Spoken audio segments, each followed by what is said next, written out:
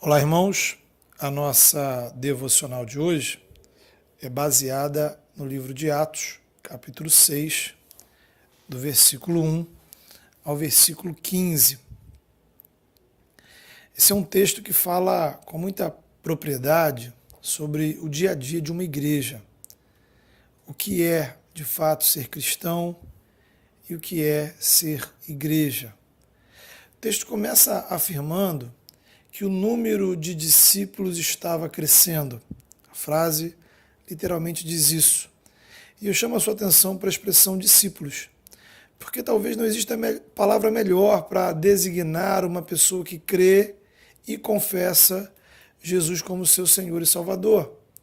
Em geral, nós usamos várias designações.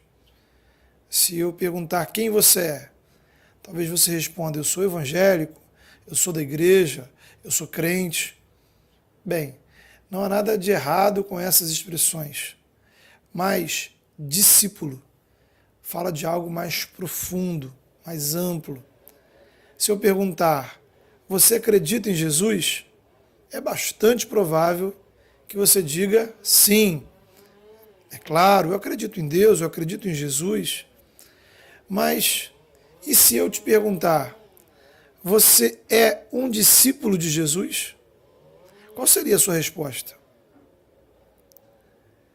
O que faz de mim um discípulo de Jesus? Você pode perguntar. Os evangelhos mostram que o discípulo é alguém que é chamado pelo próprio Jesus.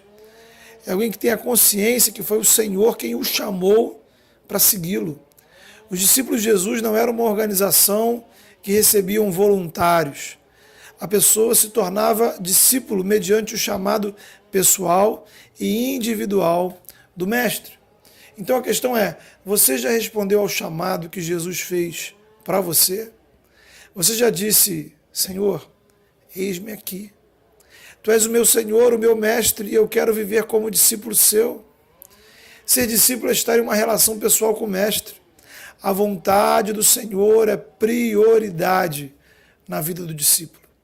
O caminho do Senhor é o caminho do discípulo. É muito mais do que frequentar uma igreja de vez em quando, acreditar em Deus. É reconhecer: Ele é o meu Senhor e eu sou o seu servo. Mas fazer a vontade dele em primeiro lugar não significa apenas ficar na igreja 24 horas. Ser discípulo é servir ao Senhor, mas também é ser cuidado por Ele. Ser discípulo é seguir o Mestre.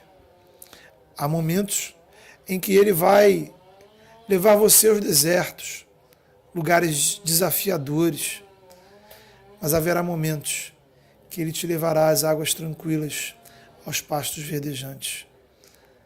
Talvez você se considere crente, evangélico, acredita em Deus, não faz mal a ninguém, mas você não está seguindo o caminho do Mestre para a sua vida. Você não está vivendo como discípulo, você não está seguindo o caminho de Jesus para a sua vida, você está seguindo o seu caminho, está seguindo sozinho, o caminho que te parece melhor, e você está ficando cansado. Ouça o chamado de Deus para a sua vida hoje. Renda-se aos pés dele. Nesse caminho, às vezes, muitas vezes, você precisa negar-se a si mesmo e carregar a sua cruz. Mas também nesse caminho, ele trata de você. Pois ele diz: aos que estão cansados e sobrecarregados, vinde a mim, que eu vos aliviarei. O Senhor tem alívio para a sua vida. O Senhor tem alívio e restauração para aqueles que são seus discípulos. Será que não é esse alívio que você está precisando hoje, agora? No livro de Atos também aprendemos que discípulo não anda sozinho.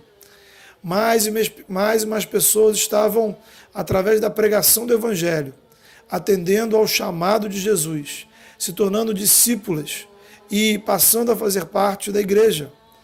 Não há na Bíblia discípulo de Jesus que ande sozinho. Discípulo de Jesus serve junto com outros discípulos de Jesus.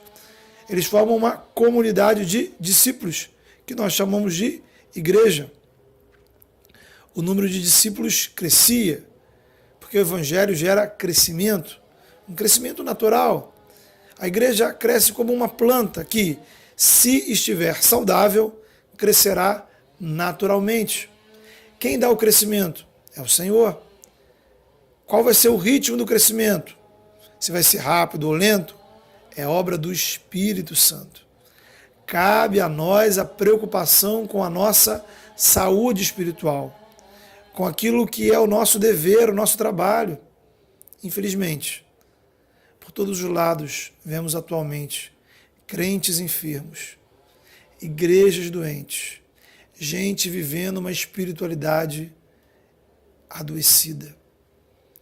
A tragédia de tudo isso é que onde as pessoas vão encontrar cura e restauração, se os hospitais, ou seja, as igrejas, ao invés de tratar, cuidar, curar, deixam ainda as pessoas mais doentes. Precisamos ser uma igreja espiritualmente saudável. E o que é isso? Quais são as características de uma igreja saudável? É ser uma igreja que trabalha em prol de vidas, mas não negocia o Evangelho.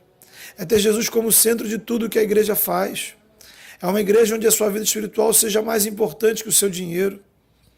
É ser uma igreja onde possamos servir a Jesus sem ativismo, mas com alegria, simplicidade, baseados na palavra, conectados com o nosso tempo, com o nosso mundo. É uma igreja que fale mais de Jesus do que do diabo. Uma igreja que enfatize mais o que Deus tem para fazer na sua vida do que qualquer coisa que você possa fazer por Deus. É ser uma igreja que não venda ilusões, não negocie as bênçãos de Deus, mas reconheça que nesse mundo sempre teremos aflições. Você não sofre porque está sob maldição, porque tem pecado não confessado, ou está sob a influência do demônio.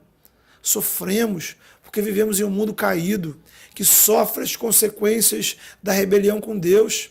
Mas em Cristo temos salvação, vida eterna e a esperança de um novo céu e uma nova terra, nos quais habitará a justiça de Deus. É uma igreja que não tente manipular você pela culpa ou pelo medo, mas que anuncie em alto bom som que na cruz todos os seus pecados são perdoados e não há mais nenhuma condenação sobre sua vida. É uma igreja que investe em missões ao redor do mundo, mas também se preocupa em anunciar o Evangelho aos moradores do seu bairro, seus vizinhos, seus amigos, seus colegas, seus familiares. É ser uma igreja, uma comunidade, onde todos são abraçados e acolhidos sem preconceito, independentemente do seu passado, dos seus erros, dos seus pecados. Uma igreja que entende que o pastor, os líderes, não são mais importantes, não são mais espirituais, não são mais poderosos do que ninguém. Todos somos pecadores, alcançados pela graça de Deus, que tem a honra, a alegria e o privilégio de sermos discípulos de Jesus, servindo em diferentes funções. Agora, aprendemos com o livro de Atos que o crescimento da igreja, ele às vezes traz reclamações. Ocorreu ali um problema administrativo na distribuição diária de alimentos que a igreja fazia aos mais carentes. E aí você pode notar que todo o crescimento sempre implicará em desafios. Há pessoas, líderes, igrejas, que às vezes têm tanto medo de problemas que preferem não crescer. São igrejas que estão mais preocupadas em seu conforto e estabilidade do que com o reino de Deus. Os apóstolos não pensavam assim. E observe, se aquela igreja primitiva, dirigida por Pedro, João, Tiago, os demais apóstolos, se naquela igreja havia reclamações, é bastante provável que isso vai acontecer em nossas igrejas atualmente também. E aí, aprendemos que a saúde de uma igreja não é medida pela existência ou não de reclamações. Toda a comunidade de cristãos terá problemas. O X da questão é o que você faz com a reclamação. Como lidamos com os problemas? Há uma forma certa e uma errada. A forma certa é você, primeiramente, orar pela questão, levar o assunto a Deus em oração e depois levar aos líderes da igreja, se houver necessidade. Sempre haverá a possibilidade de você estar errado. O ponto é, você fez o que tinha de fazer com a reclamação. Você fez o certo. O jeito errado de lidar com isso é quando, ao invés de falar com Deus e com a liderança, saímos falando para todo mundo. Difamamos a igreja e não resolvemos o problema. Ou ainda, não falamos para ninguém, mas também não oramos. Guardamos no coração uma mágoa, uma raiz de amargura que só nos faz mal. Não foi o que aconteceu aqui no texto. Eles trouxeram aos apóstolos a questão. E os apóstolos, com o auxílio e a sabedoria do Espírito Santo, encontraram uma saída para aquele problema. O problema era administrativo. Os discípulos, os membros daquela comunidade, tinham uma visão espiritual muito clara, tinham a alegria de contribuir, trazendo à igreja suas ofertas regularmente. O problema não era a falta de recursos, mas a gestão dos recursos. A solução encontrada pelos apóstolos foi designar 7 pessoas, 7 homens que não fossem apóstolos, para ficarem responsáveis apenas, tão somente, pela administração das doações às pessoas carentes. E o que isso nos ensina sobre ser igreja e ser cristão de uma forma saudável? Em primeiro lugar, uma igreja saudável é uma igreja onde ninguém faz nada sozinho. Igreja é corpo de Cristo, onde o Espírito Santo atua e capacita pessoas diferentes a servirem ao mesmo Jesus. O corpo é um só, mas o Espírito Santo distribui diferentes dons. Se você é parte do corpo de Cristo, o Espírito Santo atua na sua vida, te capacitando a servir no corpo de Cristo. E devemos ter a humildade de reconhecer que o Espírito Santo capacita outros, além de mim, para servir no mesmo corpo. Segundo, diversidade de dons não significa diferença de importância ou dignidade. O problema administrativo era aparentemente simples: distribuir recursos doados entre as pessoas mais carentes, especialmente as viúvas.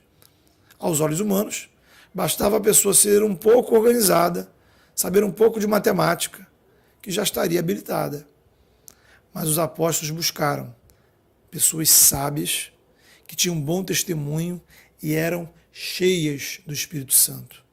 Porque tudo o que fazemos na igreja é importante, pois estamos fazendo para o reino de Deus, fazendo para a edificação da igreja. A diversidade de dons, não hierarquia de pessoas. Todos nós somos iguais diante de Deus, mas há diferentes dons. Há dons que aparecem mais, são mais visíveis, mas quem exerce o dom deve lembrar que ele ou ela não é mais especial que ninguém. Veja também que os que foram escolhidos para cuidar da administração não se sentiram menosprezados. Eram homens espiritualmente comprometidos, mas receberam com alegria a missão que o Senhor lhes estava dando através da igreja. E os apóstolos também tiveram que aprender que no corpo de Cristo ninguém tem todos os dons. A beleza do reino é que o Senhor distribui diferentes dons para diferentes pessoas. A beleza da igreja é que precisamos uns dos outros, porque somos abençoados através dos dons uns dos outros. Creia nisso. Deus te capacitou com dons para abençoar vidas, na igreja e fora dela. E o mesmo Deus capacitou pessoas para abençoar sua vida. Precisamos uns dos outros. Não se sinta menosprezado ou desvalorizado se a sua função, se a sua contribuição for aparentemente simples demais.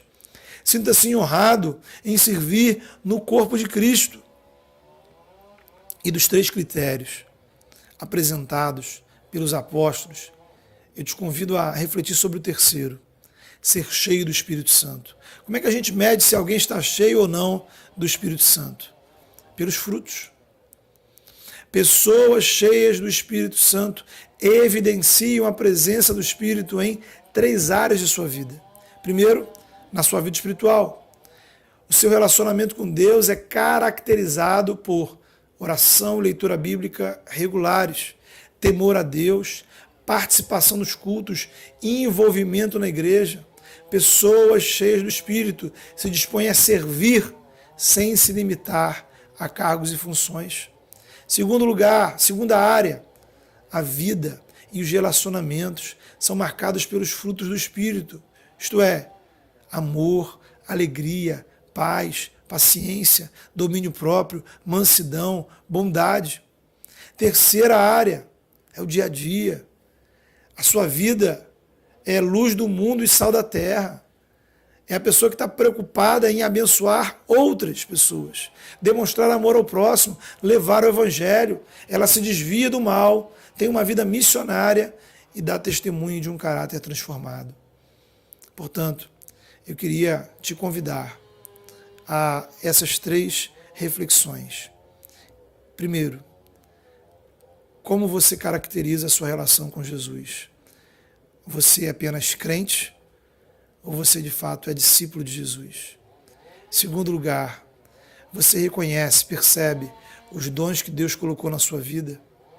Você entende que isso é um privilégio e você tem servido ao Senhor e edificado o corpo de Cristo através desses dons? Terceiro, sua vida espiritual hoje está cheia ou vazia do Espírito Santo? Pense sobre isso. Ore a respeito disso. Deus te abençoe. Amém.